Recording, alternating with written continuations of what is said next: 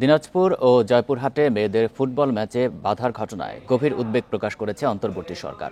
পুনরায় ম্যাচ দুটি চালু করতে সংশ্লিষ্ট জেলা প্রশাসনকে এরই মধ্যে নির্দেশও দেওয়া হয়েছে। প্রধান উপদেষ্টা প্রেস উইং থেকে এই তথ্য নিশ্চিত করা হয়েছে। এতে বলা হয়েছে, সম্প্রতি দেশের কয়েকটি বিনোদনমূলক কর্মকাণ্ডে নারীদের বাধা দেওয়ার ঘটনা ঘটেছে। এর মধ্যে বিশেষভাবে উল্লেখযোগ্য দুইটি ঘটনা হলো দিনাজপুর এবং জয়পুরহাটে নারীদের ফুটবল ম্যাচ স্থগিত করা। অন্তর্বর্তী সরকার নারী পুরুষ দুজনের পূর্ণ অধিকার নিশ্চিতে কাজ করে যাচ্ছে।